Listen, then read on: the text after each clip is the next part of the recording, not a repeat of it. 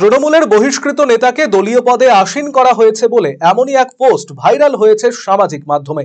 জানিয়ে শোরগোল দক্ষিণ দিনাজপুরের গঙ্গারামপুরে, যদিও তার সত্যতা যাচাই করেনি আরসিটিভির সংবাদ। জানা গিয়েছে গঙ্গারামপুর ব্লকের উদয় অঞ্চলের প্রাক্তন চেয়ারম্যান মোহাম্মদ ফয়জুল মিয়া কিছুদিন আগে তাকে গঙ্গারামপুর ব্লক তৃণমূল কংগ্রেসের সহ সভাপতি পদে নিযুক্ত করা হয়েছে বলে অভিযোগ।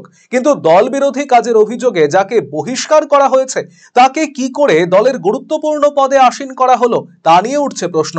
বিতর্ক দানা বাঁধতেই এক্ষেত্রে দলের জেলা সভাপতি সুভাষ ভাওয়াল জানিয়েছেন তিনি এ বিষয়ে কিছুই জানেন না, ফলে তার সই এবং সিল কারা প্যাডে ব্যবহার করলো এ নিয়ে রহস্য তৈরি হয়েছে।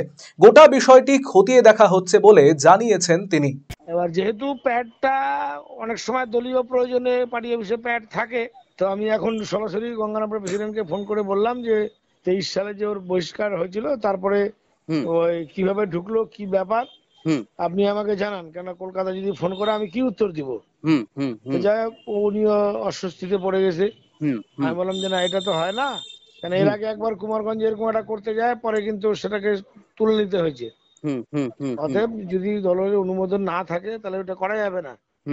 আর আপনি আমাকে একটা কথা জিজ্ঞেস করলেন না, আমি আপনাকে পার্টি অফিসে প্যাড দেখে এসেছি, ঠিক আছে, এটা প্রয়োজনের জন্য, আমাকে তো একবার জিজ্ঞেস করবেন। তোরাবদা অভিমান করছে। তারপরে বললাম আপনি ইমিডিয়েট তোরাবদার সঙ্গে কথা বলেন, কথা বলে কি পরিস্থিতি আছে না আছে আমাকে জানান।